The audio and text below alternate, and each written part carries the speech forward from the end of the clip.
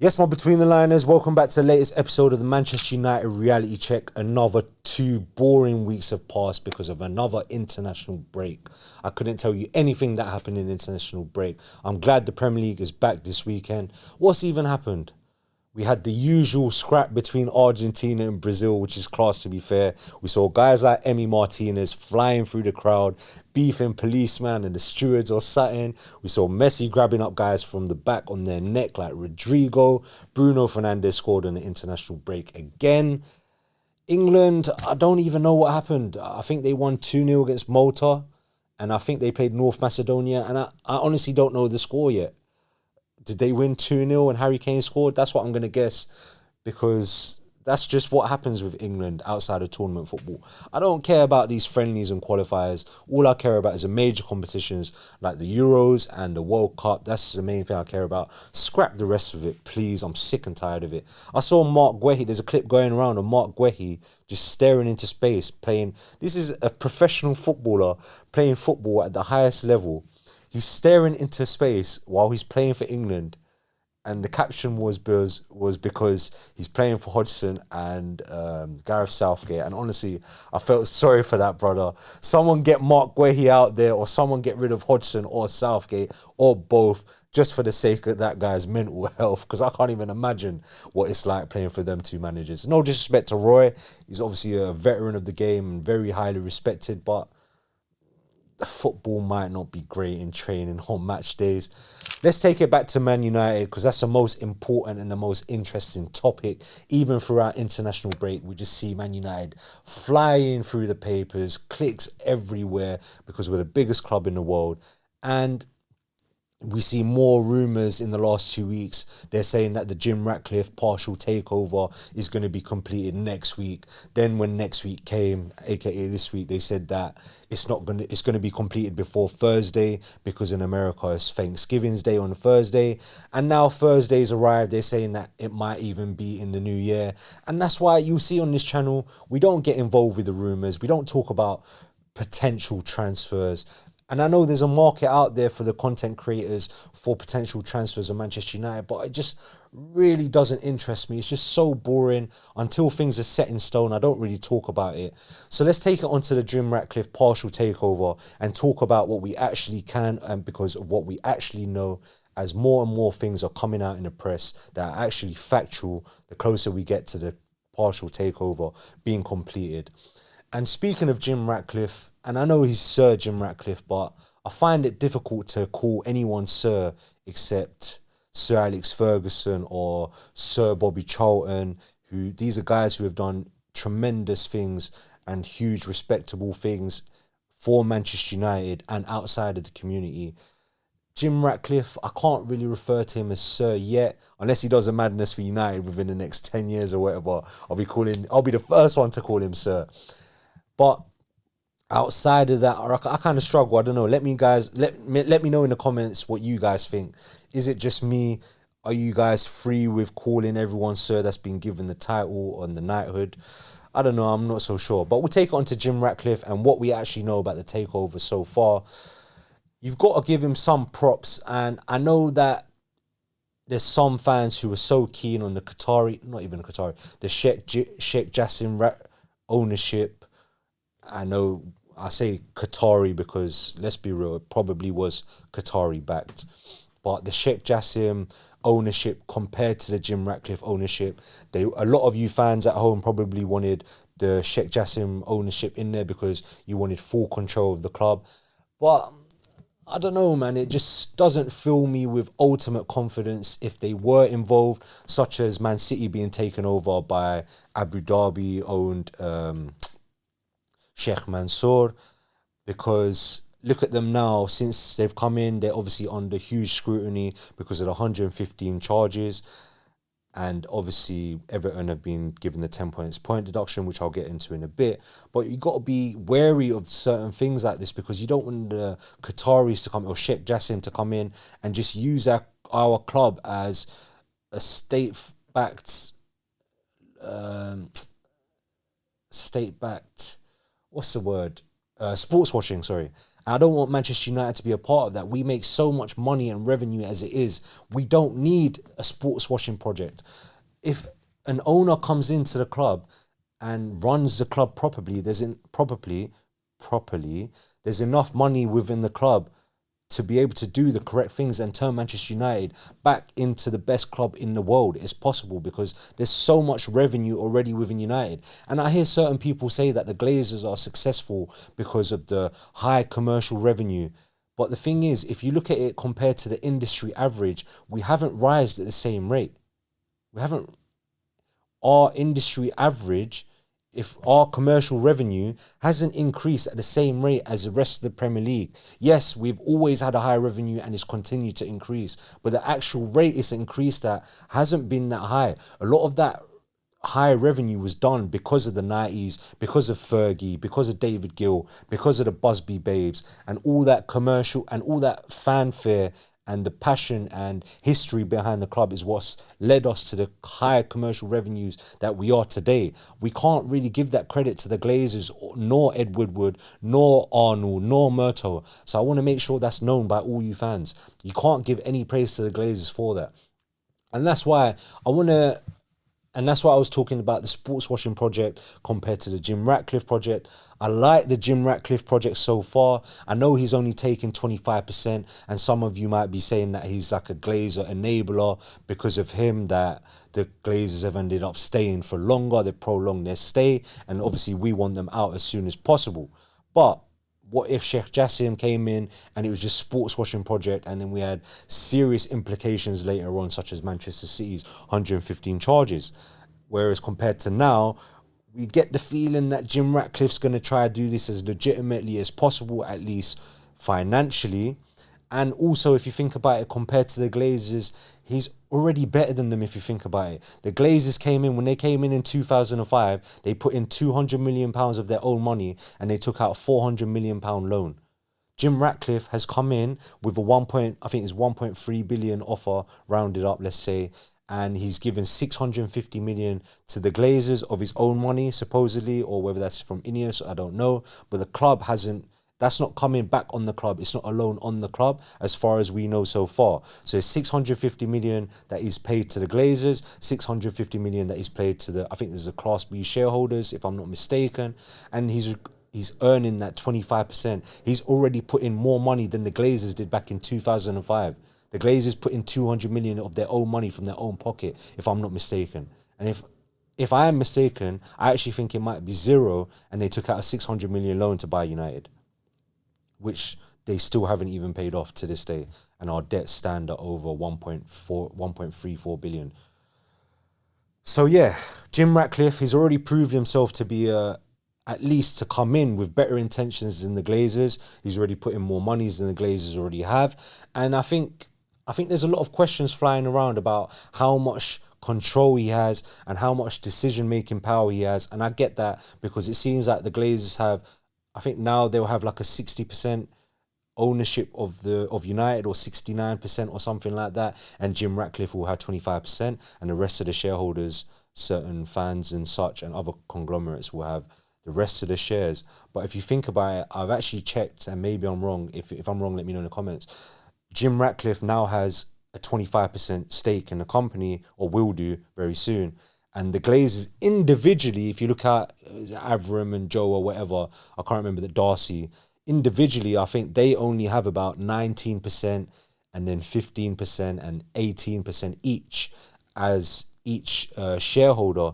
So theoretically, he already has more than any of the Glazers individually. Obviously, the Glazers as a whole have their 69% or whatever it is. It's quite a huge number if they work together. But let's say for the benefit of doubt, or theoretically, Jim Ratcliffe could work together with one of the Glazers, and then he'll have like a 25% plus a 90% kind of hold on the company, or decision-making power, if he can get one of them on their side. And if he doesn't, at least he's got higher than them individually anyway. So I think that's a positive step in the right direction, to at least get in some power of the footballing decisions in the club. And also, in the long term to hopefully get rid of the Glazers completely. And Jim Ratcliffe, we've already spoke about. He's supposedly a United fan. He was there in the 1999 Champions League final. He was there watching the game. He's also been to Old Trafford long before I was even alive, before many of us were even alive. He had a season ticket. He's from Manchester, I believe. So I'd like to think he's got the club's best interests at heart and hope. And that's proven, to be honest. Look, he's trying to get in Sir David Brailsford, if I'm not mistaken, who's done big things for Juventus, for PSG, has also worked with Ineos. I think he's currently with Ineos. He's also done big things with the British cycling team, who had their best success under his tenure. And I believe he's going to be coming into the club on a kind of consultancy basis to help with our branding. I think he was there with PSG when they did the big Jordan deals. So it's clearly Jim Ratcliffe is bringing in the right people in the club to try take us back to where we belong. Even we're being linked with directors of football such as Paul Mitchell or Dougie Freedman, which was a bit of a surprise because he's from Palace. And I remember Freedman playing for Palace as well. I think I used to play with him on pro, obviously wild up at Palace. I think I used to sign him for some career mode teams or something. I don't know. It just sticks in my memory from Pro Evo days. But you can see that Jim Ratcliffe is trying to get the best people in those positions. And this is the thing about Manchester United, yeah? We're meant to be best in class for everything. We're meant to have the best manager, the best facilities, the best players, the best brand deals, everything, the best directors of football, the best staff within the club, the best kit man, the best pitches, the best training staff, etc. We're meant to be best in class. When I supported Man United growing up, that's what we were about, and that's what Fergie and David Gill, Sir Matt Busby, Sir Bobby Charlton, that's what they all instilled in the club. And I'm not seeing enough of that. Guys like Ed Woodward have tarnished Manchester United, doing deals with toilet brands and stuff. It's not about that. And then also the Glazers are doing in-house appointments like Richard Arnold, John Murtaugh. John Murtaugh has been at the club for like the last 10, 15 years, and that's been our worst period in history of the club, or one of the worst periods of Manchester United's history. And we're just signing guys in-house just to take one guy's place from another. It's like his mates' rates. They're just giving out jobs to guys that they know, and they're not even football people. John Murtaugh, I believe, at Everton and United was just like a go between players and the staff and upper level management. And somehow at United, he's got the job of CEO. It just doesn't make sense, and the club's been so badly run. I'm glad Jim Ratcliffe is coming in. He looks like he's hiring the best in class, and I hope this continues. Dougie Freedman would be an example of maybe not going for best in class. So I hope it's someone like Paul Mitchell, who's worked with Southampton, Spurs under Pochettino. He's worked at Monaco when did they win the league, I believe, under Paul Mitchell? He signed huge number of talent, or been a part of signing a huge number of talents, and got vast scouting network and has got good connections. Unlike John Murtaugh and Richard Arnold and Ed Woodward, who have struggled and signed so many huge names, but done really bad business deals. And you know what? I'll get onto that in a sec. I was going to bring up Ten Hag, but we'll talk about that in a sec. Oh, let's talk about it now, look, because we're talking about best in class, and I hope that Jim Ratcliffe understands that Ten Hag is also one of the best in class. The season he had last season was a very, very good season for his first season of a Manchester United manager, especially under the Glazer ownership, especially all the things he went through: Ronaldo, Maguire captaincy situation, Anthony, Greenwood, Sancho, blah, blah, blah. I hope Jim Ratcliffe understands that Ten Hag is the correct manager to get the best out of these guys. And also, bringing in a director of football will help Ten Hag, because I know Ten Hag takes a lot of flack from fans and rival fans, because they say that he's the reason why we've signed all these players that were linked with Ajax at one point, or have played under him, or have played in the Eredivisie. I get that completely, but a director of football would help take that pressure off Ten Hag, and he wouldn't need to go and make those signings. He would be able to rely on someone like Paul Mitchell to scout and use his vast scouting network and sign some underrated players. Remember back in the day when we had David Gill, we were signing guys like Chicharito from, I think we signed him from a Mexican team. Was it Guadalajara or something? I can't remember. We signed Antonio Valencia. He wasn't a big name. He was at Wigan, but he wasn't a big name, and we signed him on the cheap. We signed Kleberson, which obviously didn't work out, unfortunately. So that's a bad example. We signed Cristiano Ronaldo, age 18, from Sporting Lisbon. Like, why are we not signing them guys like right now? Even there's guys like in Sporting Lisbon right now that we could be signing, and they're young. Like the centre back Silva, Antonio Silva. Is it Benfica or Sporting Lisbon? I think it's at Sporting Lisbon. Antonio Silva. Whereas compared to these days under the Woodward era, I love Bruno Fernandes, but we're signing guys. Bruno Fernandes was scoring and assisting 30 plus goals and assists in a season by the point that we signed him at age 26. We should be finding these guys when they're younger, and hopefully Paul Mitchell or whoever comes in as a director of football helps out Ten Hag in these situations and gives him good players for the profile and the style of play that we're trying to build under Ten Hag. And I honestly, I know fans are going to get worried because you're gonna, you know what, fans are too fickle these days. You're too reactionary. A lot of you are too reactionary because you're gonna think, oh, we've got new ownership now or a new direction under Jim Ratcliffe. He's got 25%. He's controlling the footballing decisions, and then you're gonna think, oh, why is Ten Hag still losing games? And it's just like, it doesn't work like that. Trying to change the whole culture and process of this club and structure of this club is gonna take a number of years. I honestly think you're not gonna see the full. You're not going to bear the fruits of Jim Ratcliffe's decisions right now until another 3, 4, potentially 5 years. Because a director of football isn't going to come in today and then have his scouting list just ready for January. It's not going to work like that. And you're going to see that Ten Hag is still going to struggle potentially for the next year or two with the players that he's got right now. And some of you might be calling for Ten Hag out, but are you not sick of the same repetitive process? We get rid of high-class managers such as Jose, such as Van Gaal, such as Oli, and we end up in the same position on a regular basis. If you get rid of Ten Hag, it's just going to be the same thing. Have some patience. Wait for the changes that are being implemented at the top to have some effect on the pitch. It's not going to be instant. You're going to have some patience. I said, even if Ten Hag finishes 10th this season, I'll still back that guy because the club's not being run properly. And yeah, that might start to happen now, but it's going to take a long time for that to happen, for things behind the scenes. That's why bringing in David Brailsford, apparently his motto is like marginal gains. He's going to try and change little things within the dressing room or behind the scenes and within the structure of the club, and then you see little improvements within the club, and then you see little improvements on the pitch. But those things are going to take time, so you're going to have a lot of patience, to be honest. Don't start whining and complaining and screaming for Ten Hag out very soon, unless you guys see in a press conference that he doesn't believe in himself anymore. Then I'll say get rid of Ten Hag. I'll completely understand that. Or you're seeing him make very careless decisions. Then I'll understand. But for now, you can see he's trying the best he can do with what he's got available within the playing squad, and we've obviously had major injuries, which I spoke about before, and also the backroom staff and the people above him also needs to be fixed before Ten Hag can really implement his style and turn this team around. At the same time, football is a fast-moving game. Things moving fast.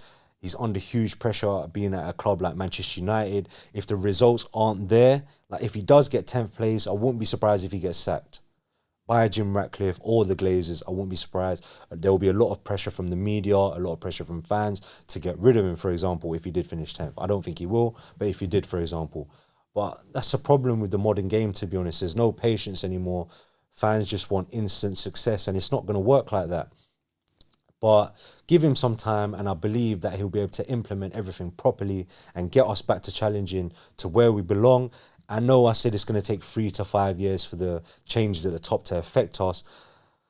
But at the same time, Ten Hag has got to take some accountability and responsibility to help get us closer to challenging for a title or challenging for a major trophy like the Champions League, whilst these decision-making things are happening behind him at the top of the structure. Because like I said, Manchester United, huge responsibility, huge pressure. We still need to see some progress, and he can't just accept things to fall apart and still not be fired or not be held accountable, for example. So that's my thoughts on the ownership and Ten Hag, at least. And hopefully Ratcliffe continues to back him because he's a Man United fan, supposedly. Things should be getting better for us. Let's take it into a bit of a preview for the Everton game. We finally seen Luke Shaw come back into training. Oh my God, I never thought I'd be so happy to see Luke Shaw back, man. Remember the days when he was shit? Like, sometimes Shaw has a good season, sometimes Shaw has a bad season, and just hope, I pray to God it's a good season, because Ten Hag and the team really need Luke Shaw's ball playing abilities. His first touch is exquisite, especially when he's on the run.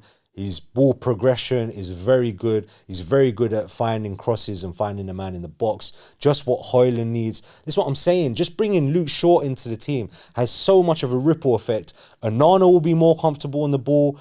The defence will be more... Maguire and Evans, if they're playing at the back, will be more comfortable passing out to the left if they've got Luke Shaw there. Rashford should have a bigger impact on the team because he's got Luke Shaw overlapping him and they've got a good relationship. Højlund should be getting more goals because Luke Shaw is going to be whipping it in, or Rashford's going to have more space to find Højlund because Luke Shaw's there. Just one player can have such a big impact on the team. And honestly, we need Luke Shaw back ASAP. ASAP. I think I saw pictures of Martinez in training as well, but I believe he's got a lot more time to train before he recovers properly. Why do I keep saying probably when I'm meant to be saying properly? Martinez, hopefully he comes back ASAP, and even he's going to have a massive impact on the team. Like I said about Shaw, the rest of the defence and the goalkeeper will have a better time playing with Martinez in the team. We'll control possession more, and we'll be able to control games more. We'll be able to play Ten Hag's style more if we have Luke Shaw and Martinez back in the team. And I just can't wait for these big name players to at least get in the side, because we need them desperately, especially to be a more attacking force and a more possession controlled side with them in the team. And also, like I said, Rashford and Højlund, ripple effect, will be better as a team with them guys in the team. So hopefully they'll be back soon. I don't think either of them are going to be back for the Everton game this weekend. And Everton have just taken a 10 points deduction over breaking FFP rules. And we're going to Goodison away. And I'm not going to lie, I'm a bit nervous. We still have no Shaw. We still have no Martinez. Obviously, Onana has had injury worries on the international break. Højlund and Eriksen, I believe, came off for Denmark during the international break. More problems with the international break for these shit qualifiers. And so I don't know if them guys are going to start. If Højlund doesn't start, maybe you guys aren't concerned, because I swear Martial always has a good game against Everton. Just when you think you're done with him, he comes in and smashes it up against Everton. So I don't know, but he's obviously not going to run as hard as Højlund. He's probably going to come off injured as well. But hopefully Højlund's back fit. I know his Premier League goal hasn't come yet, but I know it's coming. There's a superstar within Højlund that's itching to burst. Without Eriksen, I might be a bit concerned because he's our best football player in the midfield in terms of passing and holding on to the ball in the midfield at the moment. I hope Ten Hag doesn't start McTominay, to be honest. I don't think he provides enough to the team. He just seems to be decent in and around the opposition box because he creates himself a bit of a nuisance and he makes these late runs recently. He's got a bit better at that, to be fair, but I don't think he should be starting in the midfield. Hopefully Casemiro's back fit now. I haven't really heard what's going on with Casemiro. If he's not fit, please, Ten Hag, stick Amrabat in. You signed him for a reason. I'm sure he must be up to speed by now. I also want fans to lay off Amrabat for a bit because he's come into an injury-riddled side. He's first come into left back. The team's not even playing well. He's been chucked into centre mid finally. Then he's been hooked off. Give Amrabat some time to get used to the pace of the team and the chemistry with the rest of the teammates. If he comes in against Everton, I think this is a perfect game for him. Goodison Park, it's going to be loud, it's going to be aggressive. Everton fans are going to be pissed off because of the 10 points deduction. They're currently joint bottom in the league with 4 points with Burnley. They're 19th position. Their goal difference is -3 and Burnley's is -21. which is pretty insane. I don't think they'll get relegated, to be honest, but I'm sure they're going to be pissed off. I'm sure their players are going to be fired up. You're playing against Manchester United. Everyone always wants to turn up against United, so I'm a bit concerned about that. They had Amadou Onana, come off injured in the Belgium game. So if he's out, it's even better for us, to be honest, because physical presences right now, we don't really do that well against. And it's going to be tough atmosphere. And we struggle when the chips are going against us. We really struggle, especially in a tough atmosphere. And Everton are going to be working hard. They've got a Sean Dyche as manager, so you know they're going to give 110%. They might even have Garner playing against us. Have they got Ashley Young as well? So I wouldn't be surprised if them two have a good performance. One more thing before I give my score prediction for the game. I think Evans was injured in the last game before the international break. Was it against Luton? And obviously Ten Hag seems to have an issue with Varane, or he's saying it's tactical. And then he played Lindelof and Maguire against Luton. He started them two. So is he bringing in Varane or what? Has he had beef with Varane? Is Varane trying to go to Saudi? Is this part of the culling process where we're getting rid of the high-paid players like Casemiro, Varane, Martial, Sancho? Are they all going now? I don't know. What's going on with Varane? Because think about it realistically. If Varane's in your team, he's got to start above Maguire and Lindelof or Evans. He's got to be starting ahead of them. I don't care how good Maguire's playing, and fair play to Maguire, he's been playing well. I don't care how good Maguire or Evans or any of them playing. If Varane's fit, he's got to be playing. I don't understand. And let me know in the comments, what do you guys think it is with Varane? At first, I thought Ten Hag was trying to protect him because he's not fit enough to play 2 games a week. But now it's just like, it's clear. I think they must have had a rift because he can't even start ahead of Lindelof at centre-back now, which is insane. But anyway, I'll back the manager. If problems have gone on behind the scenes, we obviously don't see a lot of what's going on behind the scenes. If problems have happened, then fair enough, I understand Ten Hag's decision. And we've won 4 games out of our last 5, so in the Premier League at least. So something's kind of working at least. Obviously, we lost in Champions League and we lost in Carabao Cup to Newcastle. But we got to trust Ten Hag. Score prediction for this weekend. I'm not even confident, bruv. Like, I know we've just won 4 of our last 5, but Everton have been on some good form before this points deduction, you know, and they're going to be we're going to be up against it because of the crowd, because of the players. Are going to feel like they've been hard done by.